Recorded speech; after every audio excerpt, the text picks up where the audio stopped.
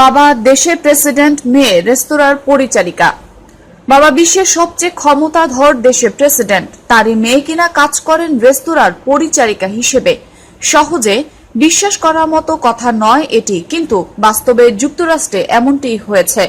Barack Obama তখন president ছিলেন, আর তার ছোট মেয়ে সাসা ওবামা পরিচারিকা হিসেবে কাজ করেছেন রেস্তোরাঁয়। অবশ্য নিজের পরিচয় লুকিয়ে তিনি কাজটি চালিয়ে গিয়েছিলেন। গ্রীষ্মকালীন ছুটির ফাঁকে ম্যাসাচুসেটসে একটি রেস্টুরেন্টে কাজ নিয়েছিলেন সাসা। ঘটনাটি প্রকাশ হলে প্রশ্ন ওঠে, প্রেসিডেন্টের মেয়ে হয়ে কেন এমন কাজ করলেন সাসা? জবাবে বারাক ওবামার স্ত্রী মিশেল ওবামা বলেন, সন্তানরা একটি বয়সে আসার পর তাদের বিলাসিতা ছাড়তে বাধ্য করেছি। আমি তাদের সাধারণ মানুষের সঙ্গে মিশতে পথে ছেড়ে দিয়েছি।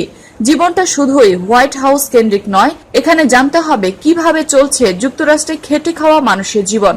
এটি না হলে নিজেকে সঠিক মানুষ রূপে গড়ে তুলতে পারবে না তারা, বলেন মিশেল ওবামা।